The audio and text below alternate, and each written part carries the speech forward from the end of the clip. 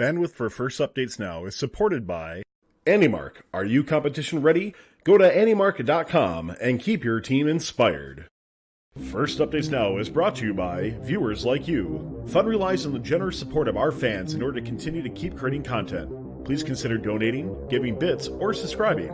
Subscribe for a few bucks a month or for free through Twitch Prime. And don't forget that our subscribers get 5x chance to win on all giveaways.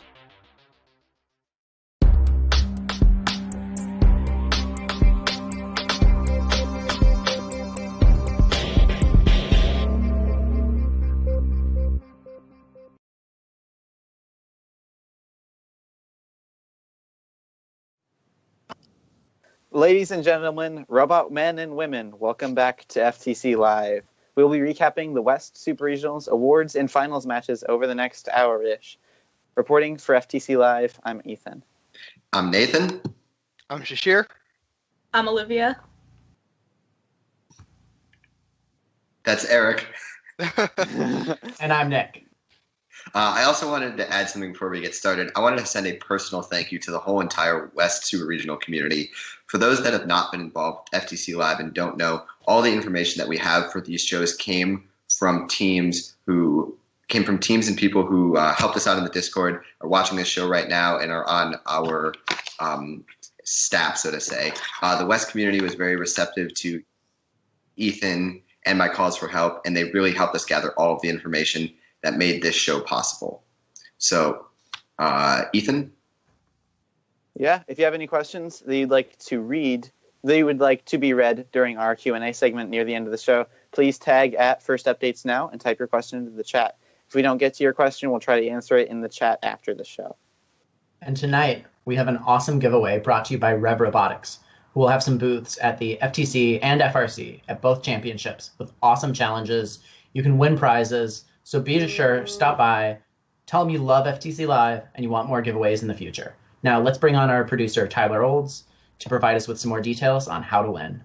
Thanks a lot, Nick. So if you guys are interested in winning this awesome module by Rev Robotics, a cerebral power module, you got to make sure you check this out, guys. Rev Robotics has been nice enough to donate this for this show here. Cerebral power module enables your team to use high-powered RC servos in applications where a robot controller cannot directly provide adequate power. If you haven't tried these out, guys, you got to take a look. Like right now, if you don't have one, pick one up for your team. I know you got a chance to win, but you should also pick one up for your team as well for either this season or next season.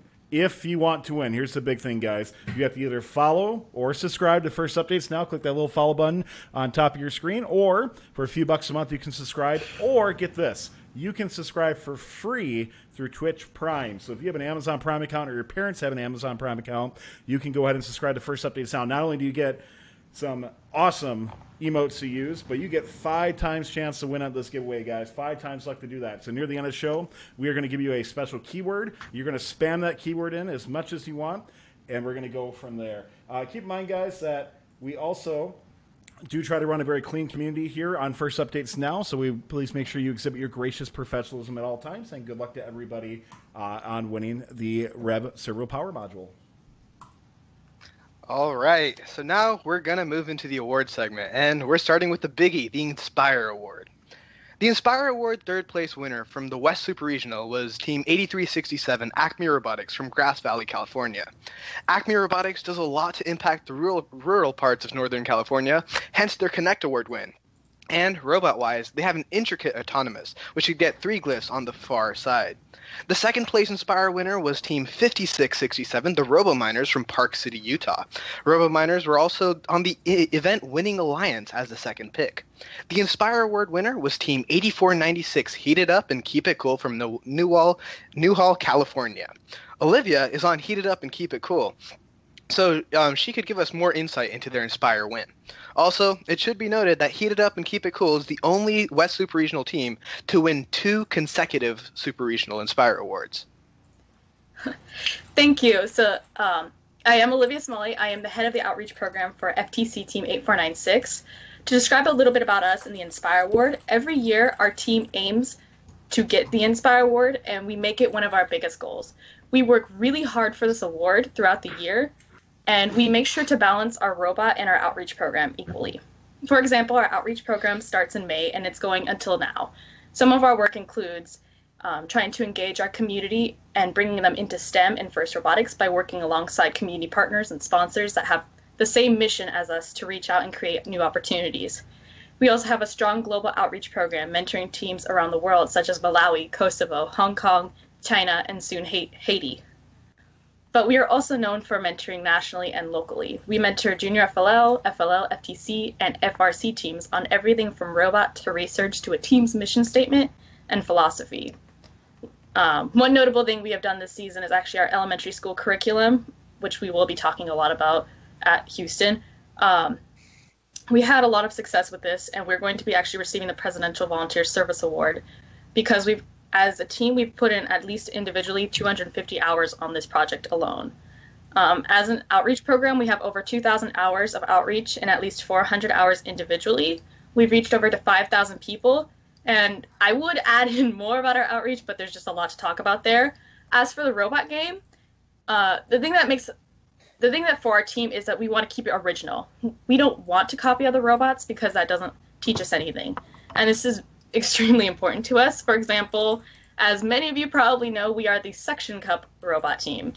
As many of you guys will ask, why and how? Well, how our vacuum system operates through valves and 2 vacuum cups. When one individual vacuum cup presses against the top surface of a glyph, the air inside the vacuum cup is expelled through the open valve. We then close the valve with a servo, allowing us to maintain the suction inside the cup, which allows us to keep the glyph attached to the vacuum cup. When we want to release the glyph, we simply reopen the valve and let the air rush back into the cup, allowing us to deliver it wherever we want. And the reason why we chose this is because it top surface that's not being disturbed. Hey, Libya, can you say that one more time? Yeah. Which part? Your mic cut out in the last part. Oh, when we want to release the glyph? Sure, I don't know. Yeah. Say Yeah, that. that's right. Oh, okay. So when we want to release the glyph, we simply reopen the valve and let the air rush back into the cup. That allows us to deliver it wherever we want, and by having this type of system, we can always grab cubes because there's a top surface, no matter what. So yeah, there you go. Thank you. Awesome. You can definitely say that robot sucks. Yeah, I've heard that multiple times. So original, right? Yeah, very much. All right, Eric, take it away. Yeah, moving on to the Think Award. So the third place Think Award winner was 417 Skid from Woodinville, Washington, and the second place Think Award winner was 8367 Acme Robotics. And the Think Award winner was Team 5667 RoboMiners from Park City, Utah. According to Valentine on the FTC Discord, their notebook has a detailed section with all of their math and calculations related to torque analysis, and the mathematical physics of all of the moving robot parts. They also have a super detailed outreach section. Their notebook is very neat and organized so that the judges can easily find any part of the notebook with minimal effort. Their whole season was built off of the idea of learning from everything that they do. Into the Connect Award, our third place Connect Award winner was Team 4628 Suitbots from Monterey, California. They focus a lot on their outreach on connecting with professionals and finding solutions for problems. And an example of this is when they worked with data scientists at Ticketmaster to help perfect their dual color detection under any circumstance, no matter what the lighting conditions are, which is definitely a big issue in a few environments and lighting circumstances. The second place... Especially an issue in Houston when they go into the baseball stadium.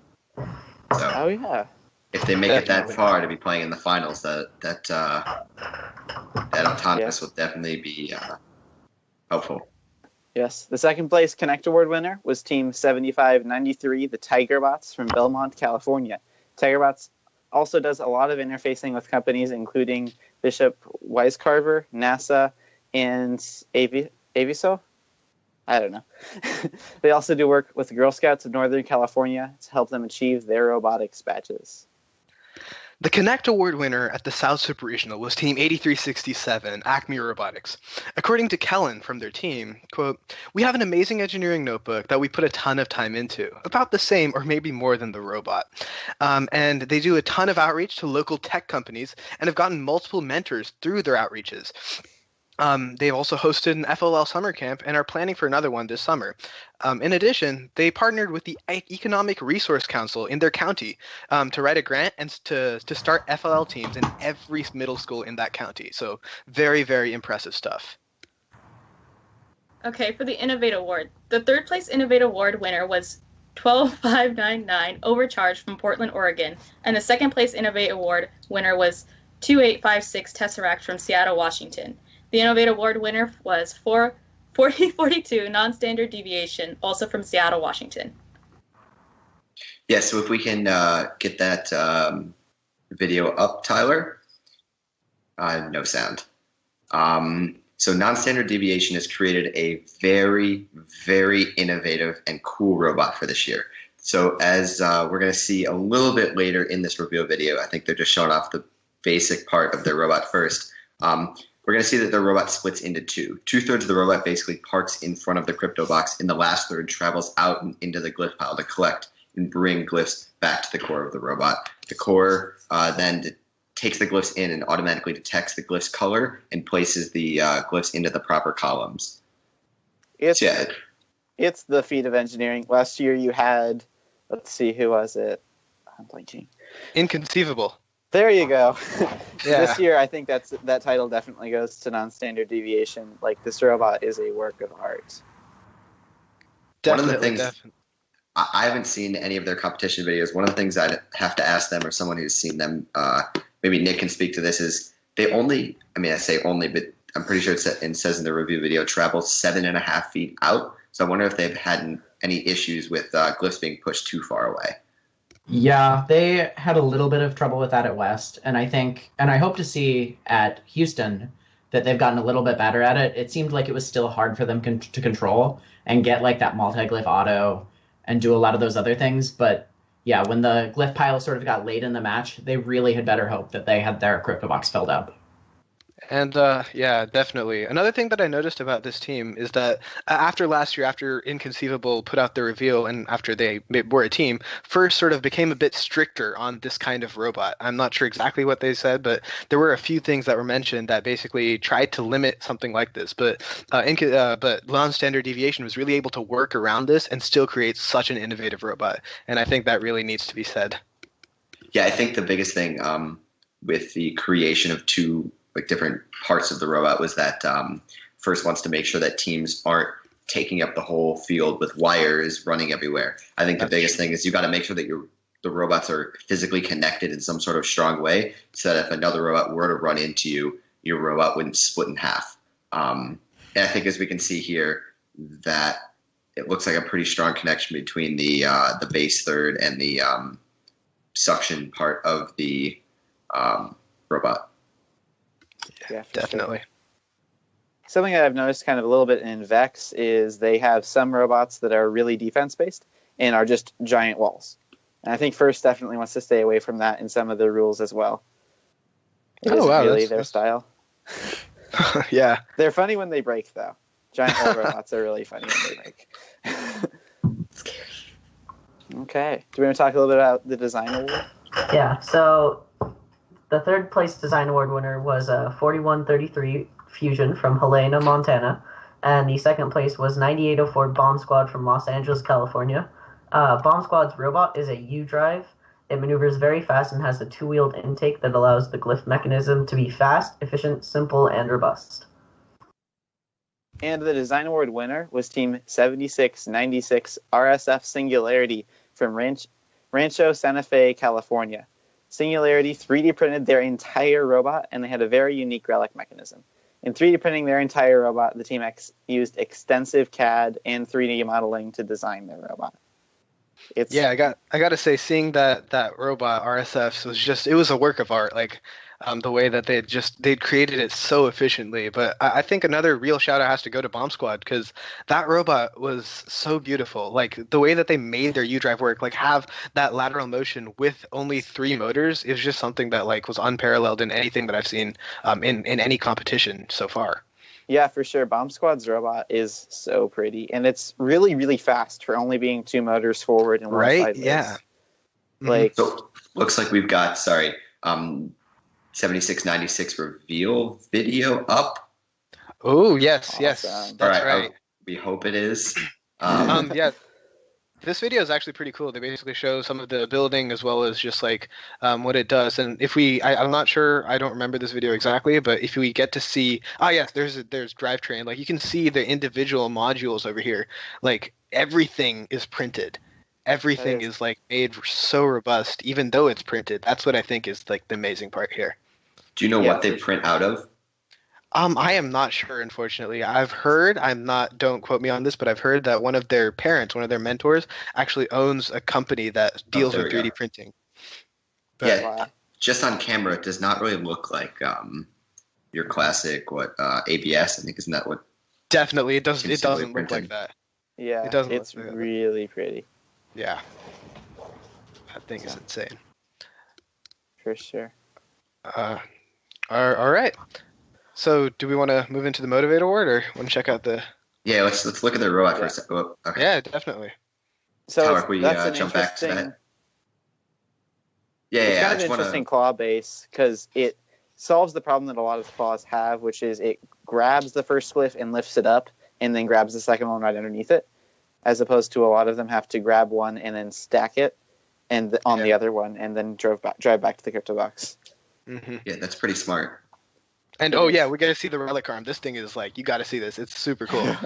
Whoa, it's like a Yeah, so it's basically it's 3D awesome. printed and it only has 1 degree of freedom. So like it wraps up into like a loop, but then when it goes out, it's just straight. And then their claw, they don't lift like other teams. It's a passive claw that can fold when they go over the wall, and then it just Whoa. comes right back down. It's just so Oh, cool. Man, that's a nice it's robot. awesome. Yeah. See, it just pushes right past the wall. Yeah, that is an insane. That scissor And they lift can is lift so up. solid. Oh, that's solid.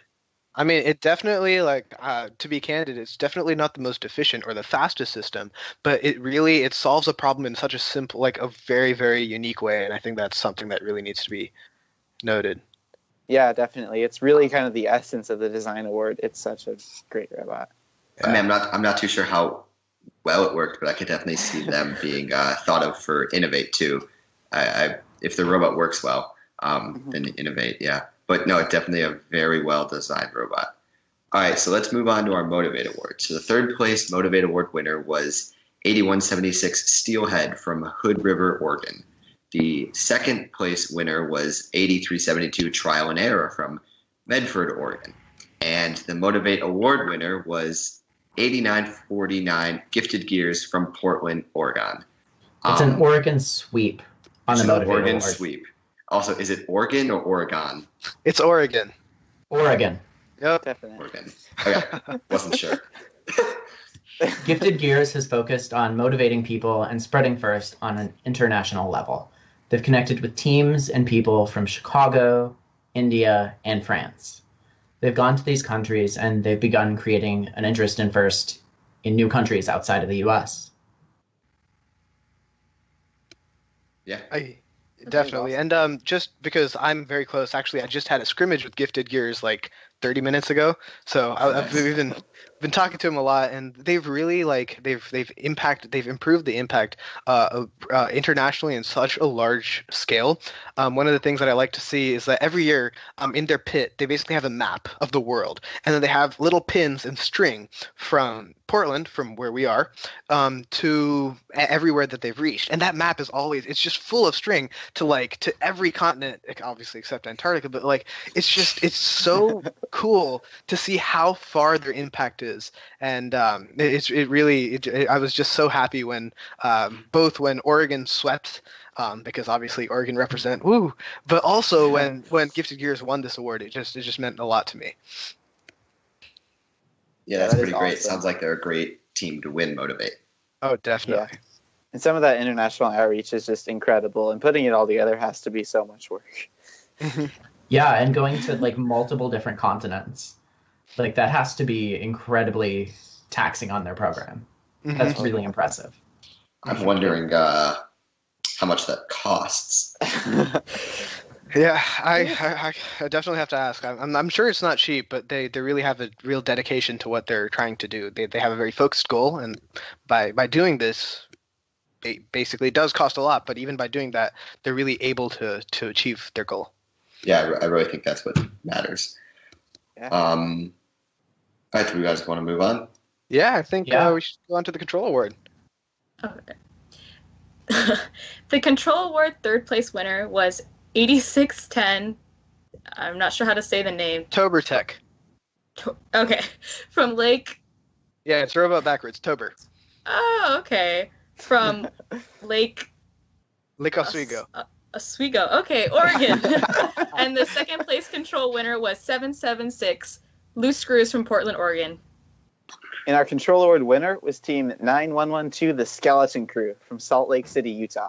They created their very own CV program from scratch, and it didn't work as consistently as I hoped, but their custom CV allowed them to learn a lot about programming, and in the vast extent that FTC programming can become. I can talk about this firsthand. It can really get crazy. Yeah.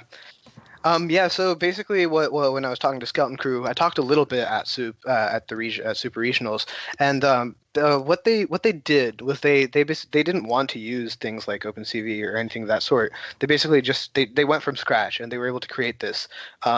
It did have its ups and downs. Sometimes they weren't able to get like, for example, the jewel, or sometimes they weren't able to get the key column. But overall, it really, like, I think, like, what they learned and like what creating this program taught them was just way more than having a working or like a high scoring autonomous. Definitely. So basically another thing that we wanted to talk about here was some of the more consistent or high-scoring autonomouses in this tournament.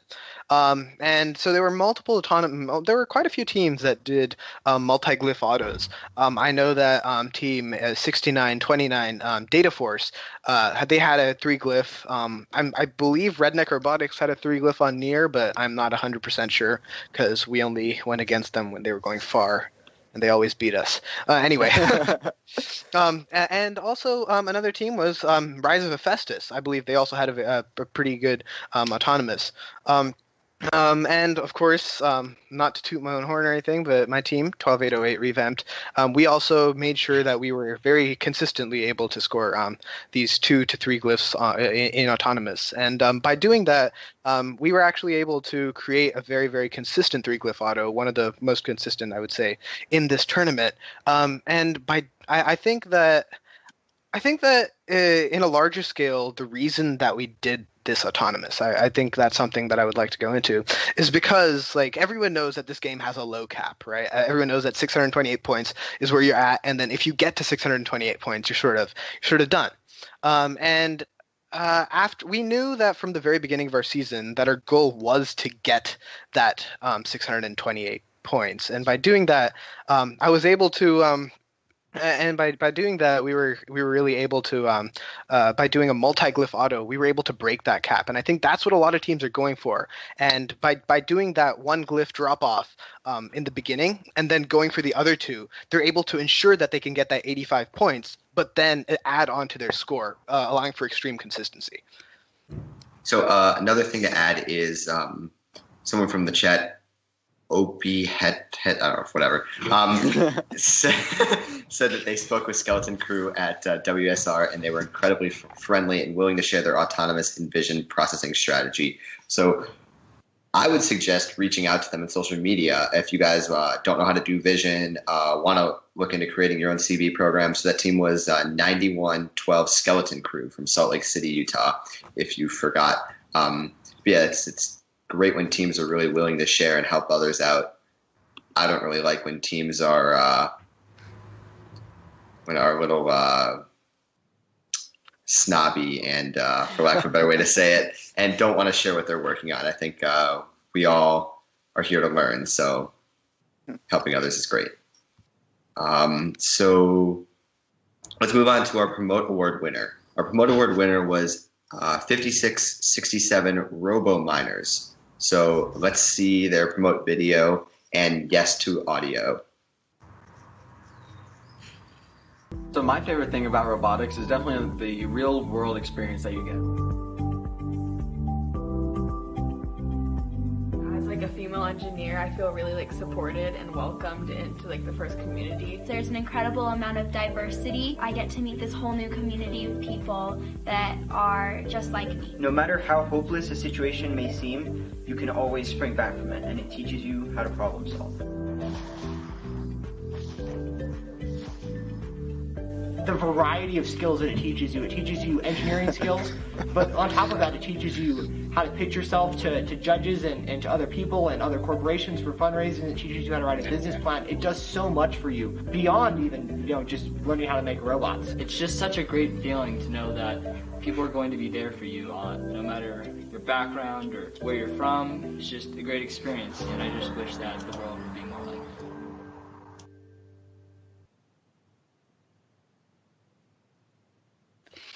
All right, so yeah, let's jump right into our division finals. Yeah, definitely. Eric, you want to go into the Olympic division? So, on the Blue Alliance, can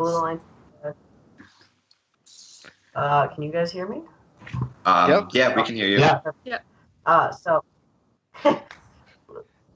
Yep. Blue Alliance was made up of Team 4216, Rise of Faces, San Diego, California, 9899 Black Diamond Robotics from Fort Collins, Colorado, and Team 417 Skid from Woodinville, Washington.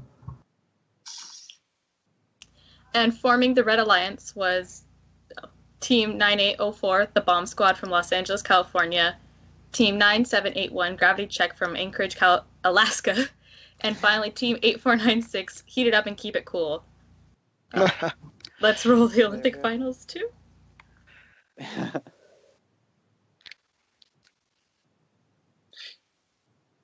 Yeah, there is no audio. Yeah, so I think we can just start the analysis over here. You can see that Bomb Squad's alliance actually was the number 4 seeded alliance, and they beat out number 1, so that was quite a big upset. But over here, you can see 9899 and 4216 both have those multi-glyph autos that they're trying to go into. Both of them, I think, are 3. I can't tell exactly. Maybe. Oh, 2. Well, 9899 tried for 3. They only got 2. But you could really see that this played an advantage in their final score because they were already able to not only score extra points, obviously, but they were also able to really get an advantage in the scoring of the crypto box because that was already in a cipher pattern, thankfully. Yeah. That's when you kind of have that risk of going for multi-glyphs is will it land in a cipher pattern or not? And you lose time or game time. It's really kind of very interesting. Unless you can solve that problem in software, which Dark Matter... Personally, I'd rather have the extra 15 to 30 points and take the extra 3 seconds to pull the blocks out and then put them back in. Yeah, for sure. But yeah, if you're like gluten-free and you're running like 4 or 5 or even 6 glyph, then you're really running a risk. Well, you either need a way to index them or you need to actually get the right ones, which is going to take you that extra time. Yeah. As we can see already over here, Rise is already almost done. They have 11 glyphs on FAR. That level of efficiency, I really think, is unparalleled in this tournament, especially in our championship, in the South Championship. There's a reason why they're ranked first. You can already see they're going for their relic with 52 seconds remaining. So, and it's really interesting. Something that's interesting about Rise is they went for a tank drive over a Mechanism so they could go over the balancing stone, which is it's something that's different, and we haven't really seen a whole lot of in FTC this year. Yeah. So also, kind of the main decision making behind that was we just wanted to have the fastest possible drivetrain with the most mobility around the field. And so with the Mechanism drive, we were seeing possible complications of maybe driving over balancing stones or trying to just move faster. And so we ended up going with the 6-wheeled tank drive. And yeah. Yeah, and I remember seeing you guys in matches on the Olympic division and back at the NorCal Championship, where you had quite a few of those last minute, let's park really quick. And it seemed like your drivers were really good at it. Yeah, that seemed to be a decision that played off well. Our driver, it helps that our main driver is a god, but the drivetrain also helps. Yeah, for sure. There are a lot of teams who have trouble sliding side to side with the Mechanism drive. It's kind of part of it. Yeah. Another thing that I noticed about Rise is that their relic mechanism, they have like, I think is it 4 or 5 slides, Eric? I believe it's 5. Yeah, so they can reach over anything, and I think that's super cool. Like, if you look at them, they don't try to, but sometimes, even when there are no glyphs in front, they go their full extension, and they're almost reaching past the relic mat, which is something that I think is just super cool. It's definitely an oversight that my team had. We never even thought about that to add more slides, and now it's we figured this out too late, but like. Yeah, see, I mean, you can see that their slide isn't extended all the way, even with that one glyph there. It was they have plenty of space, and I think that's something that's that these small kinds of efficiency additions that are done by teams like Festus, they really contribute greatly to the level of play. Because once you get to such a high level of play, there's not much you can do. But by making these small adjustments, I think teams like Festus is able to truly rise above the challenge. Rise above the challenge. Yes, all the dad jokes. Another really interesting relic mechanism I don't think we'll see in matches tonight is Heat It Up and Keep It Cools. Because if I remember right, it's drawer slides powered by a tape measure, right? Yes, you are correct. Yeah. It's really, I haven't seen another one like that, which is really kind of an interesting use. Instead of a traditional spindle, I feel like it'd probably be a lot less maintenance. Yeah, it's really nice. I know we've taken inspiration from past years, especially from Rescue, when we saw those tape measures that lifted the robots onto the platform area. Mm-hmm. We thought about that, and then we're like, hey, that could work for our, relic delivery system. And boy, I love that relic delivery system. Yes, it is very smooth. Okay, let's see here. I'd like to ask a quick question of someone in the chat to G Quick One.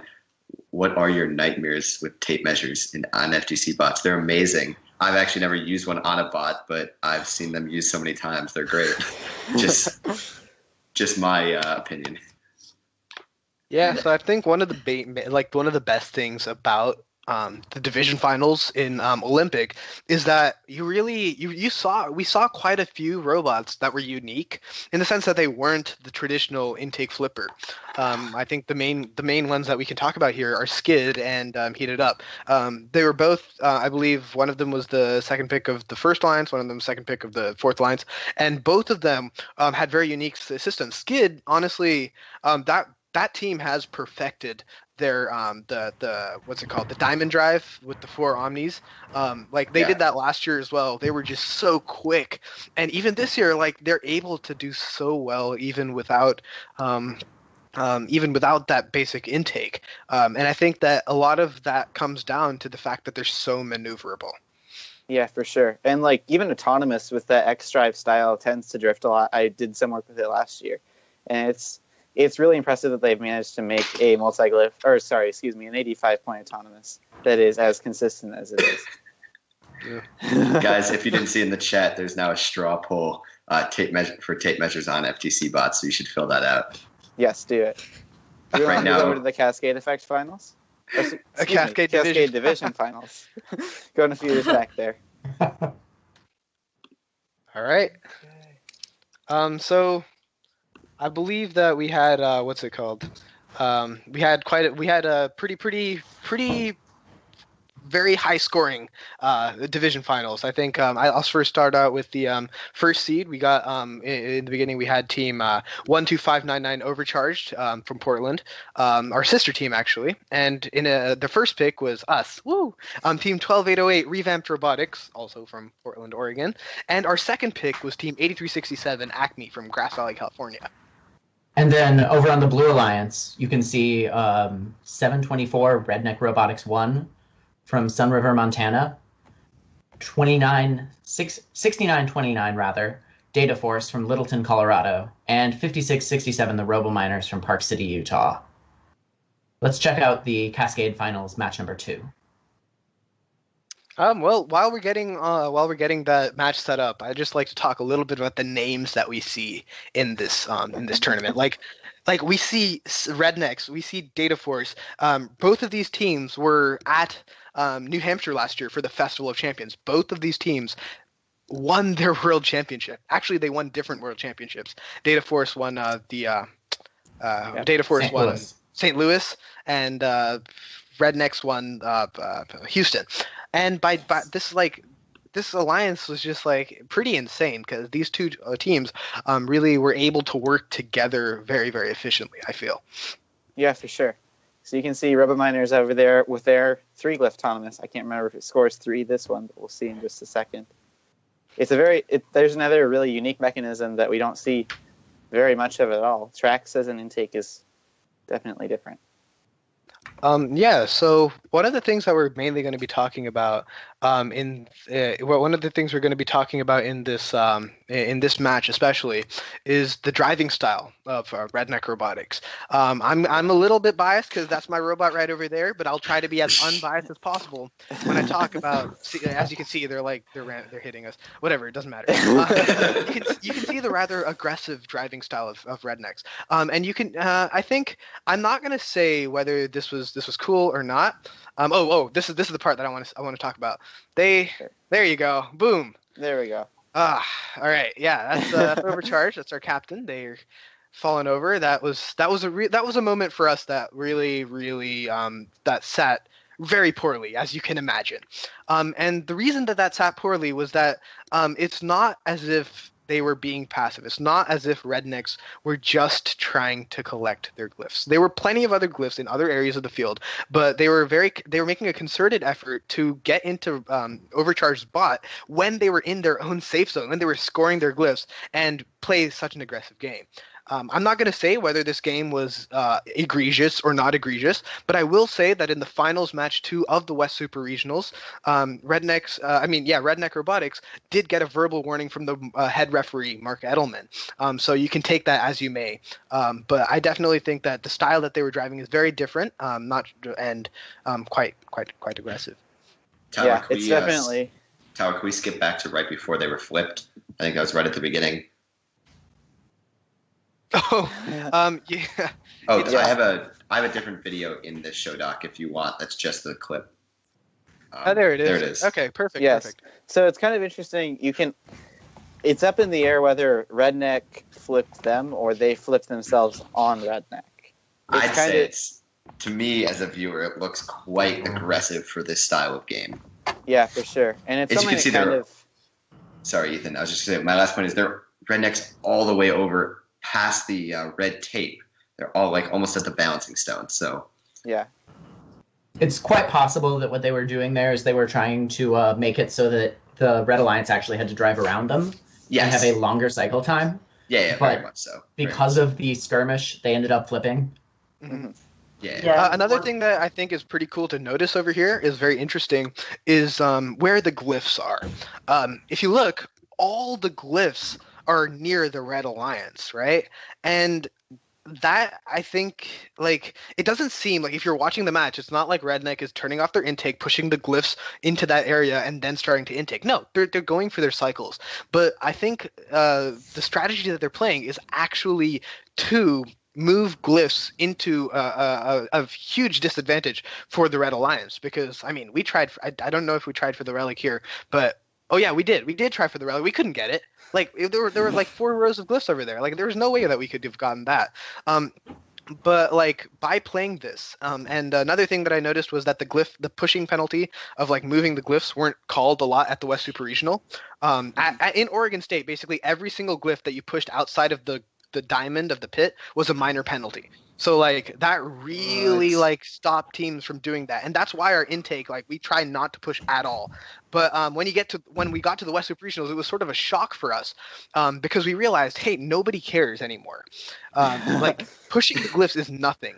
It means nothing anymore. So I think that that really goes to a larger scale of talking about like how game strategy changes based on which tournament you're in. And obviously, I don't think we have enough time to talk about that, but it's just something interesting that I noticed based on when you move further and further away for your competitions. Yeah, it's interesting to see how kind of the refs' rulings do change venue to venue even. Okay, so it's time to start our first giveaway, courtesy of Rev Robotics, for those awesome servo power modules. If you'd like to be entered, you need to follow or subscribe to Fun, First Updates Now, and enter the keyword REV, R-E-V. Don't forget, the subscribers will get a 5 times chance to win. And if you'd like to subscribe for free, link your parents' Prime account to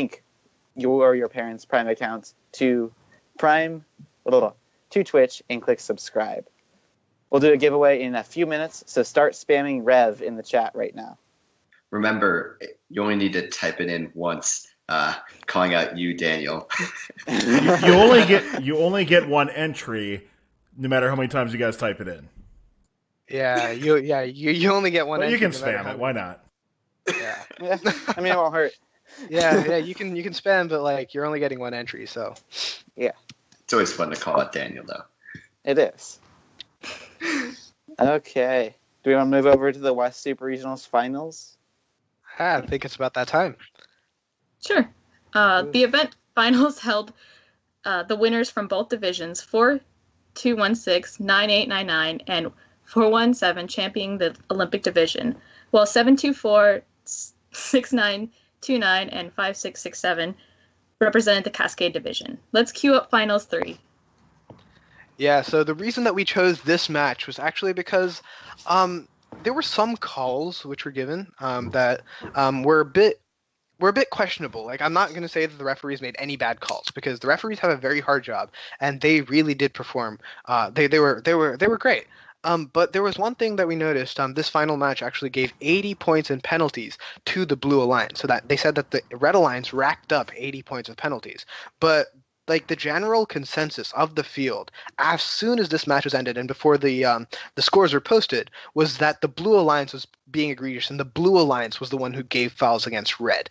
And so this is something that I'd like to analyze over here. Obviously, just for the matches, we see that Data Force got their 3-glyph that worked. Rednecks actually surprisingly don't have a multi-glyph on FAR at all. But hey, it still worked out for them, right? Yeah. I wonder.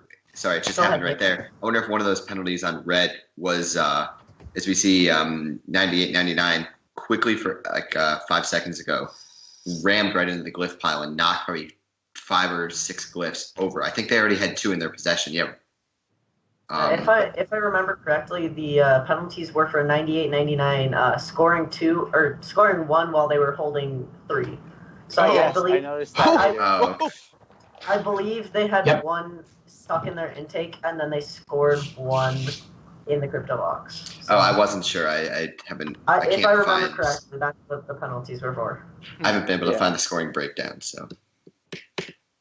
Yeah, so I guess kind of. I mean, Eric is the one we can trust over here, right? Yes, I would say Eric we can definitely trust. I remember watching it on the field. I'm not sure if they had 3 in possession or 2, but they definitely were getting the penalty for possessing and it's more than 2 while scoring. This would be. There was a match over at East Super Regionals that was decided by the same penalty, which is kind of interesting.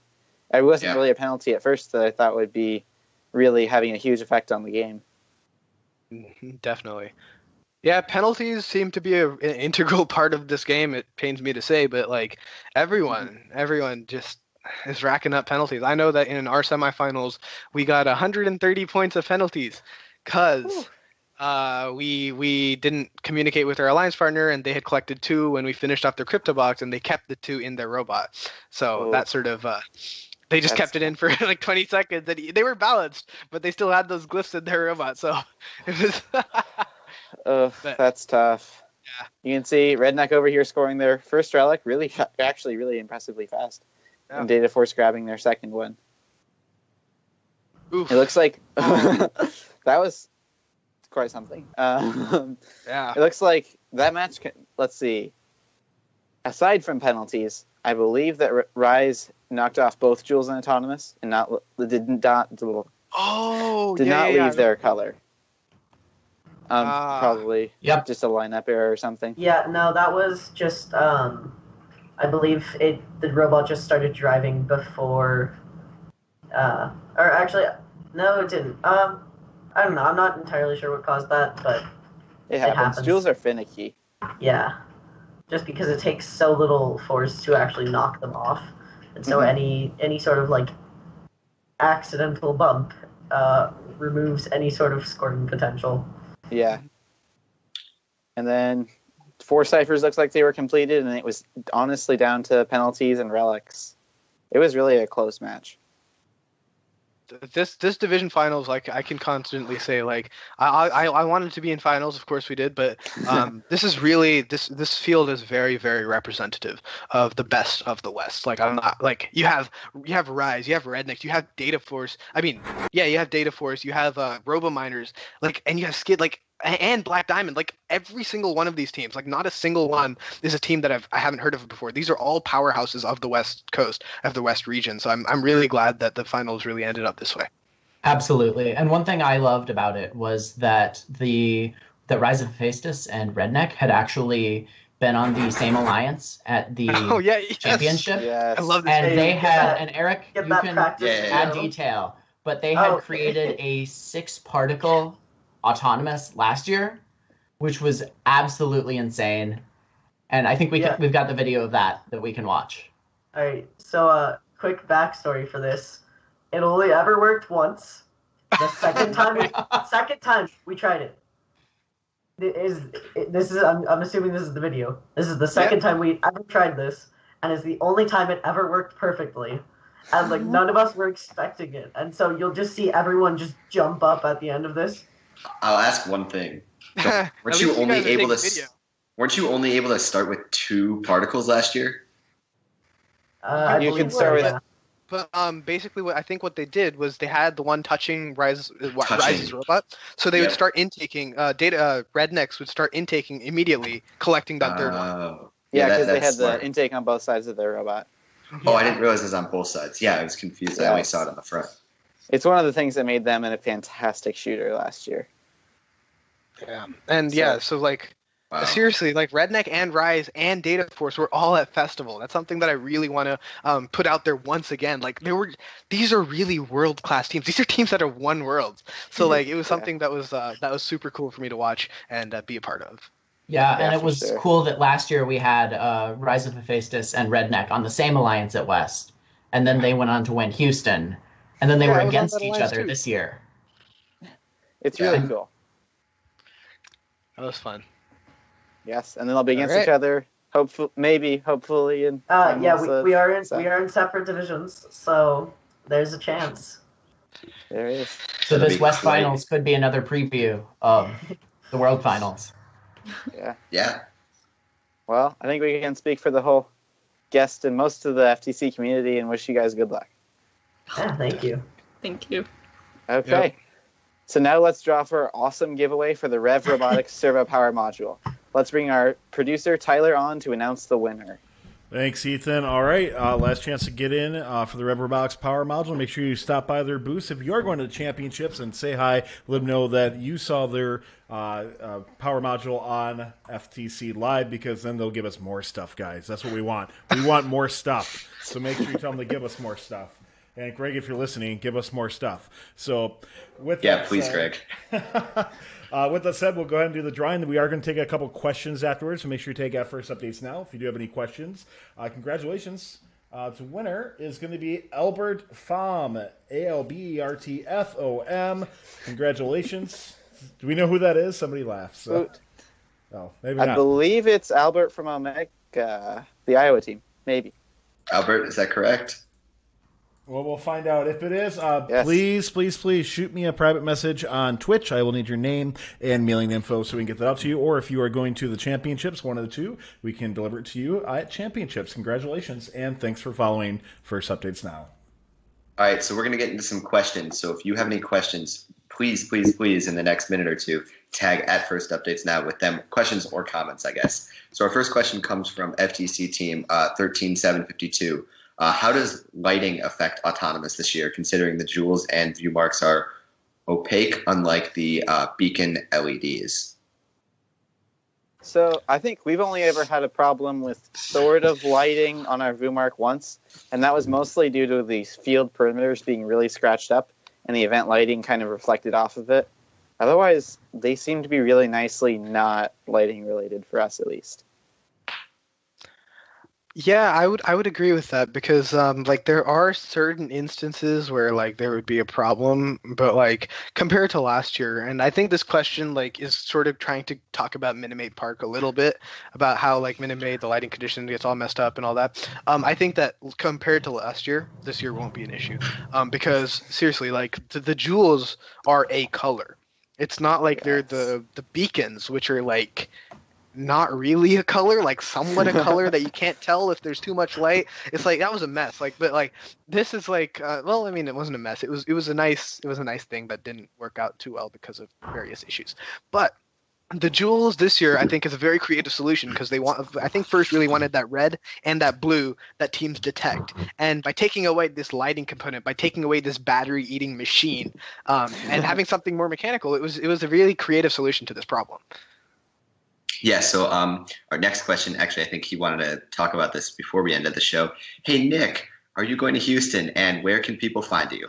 Yes, I am. I will be game announcing. I haven't officially been told which division I'll be on, but last year I was put on Jemison, and I suspect I will be again this year. So you can check me out. I'll have red hair. Yeah. Represent. Can't wait to see. So we have another question, actually the same question from last show. How have your expectations from the game changed from the reveal video until now? I guess I'll answer that. I don't think I answered that on the last show. To me, I thought this game was impossible when I first saw it.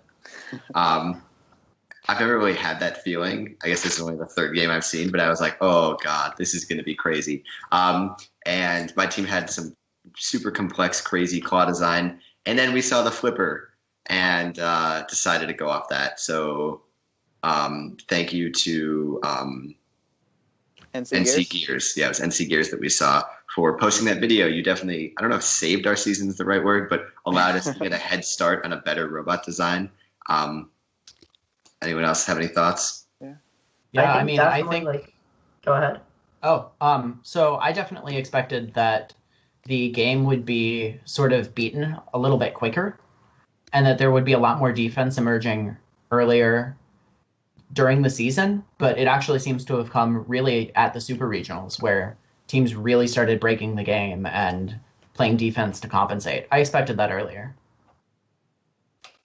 Definitely, like, Autonomous definitely kind of exceeded expectations with, like, what Gluten-Free and teams like them are able to do, where they're getting, like, consistent, like, 5 to 6 Glyph Autonomous programs.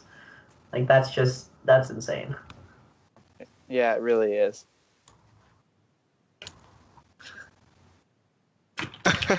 Anybody else have any thoughts? I mean, I personally, like, I'll just try to keep it quick. I've been talking like every time, but like, I definitely thought that compared to like the previous years, this year, this year would be a bit easier. And I think the reason is because the elements were larger. The scoring potential was less. My first year was Cascade Effect, and like looking back on it, still seems pretty easy. But like lifting your robot, lifting something like 120 centimeters, and being stable at that height, and then being able to like climb. In Block Party, being able to like climb with another robot. All of these tasks seemed extremely like yikes. Even Rescue, it was just like no, that's hard. But this year, it was like, okay, there's nothing that's going to be extensively difficult here. This is going to be a game that's determined based on efficiency more than anything, because every team is going to be able to do all the tasks. So now it's based on the efficiency, and that's why it was. I felt that it was going to be easier, but I felt that at the same time it was going to be a different strategy that we would have to go through to be successful. Yes, we have one more question for Olivia. This question's from Cookie Hero 289. Olivia, how to tape measure? My mentor keeps on telling me it's impossible, but clearly he's wrong.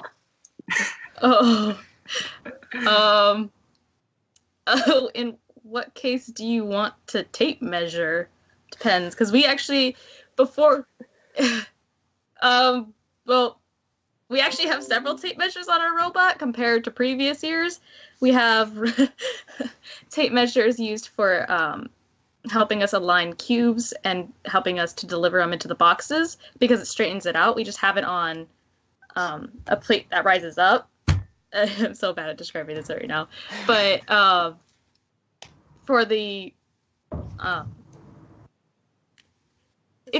if you want a better description, I have someone here that can describe it for you. Sure. Okay.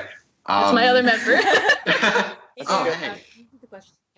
Yeah, there you go. Hello. Can you hear me? Hi, I'm Taylor Ann. I'm the lead builder on the team. Okay. Could you repeat the question for me? Yeah. So the question is how to tape measure. So how do you build your tape measure? How does it work? What are some tips for teams trying to figure out how to use tape measures? So the one key thing with tape measures is if the thing that you're guiding is not sturdy, the tape measures will buckle and they'll just come up and they'll come out and they won't push anything. The reason we actually chose tape measures is because they're about 2 to 3 times faster than the traditional stringed elevator system that we normally use with the drawer slides. Our relic system probably weighs a little bit over 20 pounds right now because we have so many drawer slides on it. But it allows it to go really fast and it's really sturdy. So if it accidentally hits anything, it doesn't snap in half. Mm-hmm. All right. And then can you explain how you power that? Like, how do you direct power to the tape measure? Excuse me. So we actually use 2 wheels and we wedge the two, or we have a roller and a wheel, and we wedge the tape measure between the wheel and the roller, and we simply spin the wheel, which pushes the tape measure out and pulls it in as need be. Cool. Awesome. Ethan, it looks like you have, I don't know if you have a girlfriend or just a big super fan in the chat. Mag Flake seems to really love you. You're her savior, or his Good savior. Wait, what? My chat is actually dead, so I can't see any of this, but it sounds fantastic. All right. So it's okay, Olivia. We'll tell you after. So okay. I want to say thank you to everyone who is helping make this show possible. If you like what we do here on Fun, all that we ask is that you click that follow button and invite others to come watch fun shows, including FTC Live, and be a part of this amazing community. Please consider donating, giving bits, or subscribing so we can keep providing great content for you. On behalf of myself and Ethan and our producer Tyler working behind the scenes, I would like to thank you for tuning in. Thank you to all of our amazing guests for providing their expertise, and thank you to all of our moderators in the chat. If you were watching live, never mind, that was for the last show. Thank you very much. Signing off for FTC Live, I'm Nathan. See you guys. See you. Bye. Bye.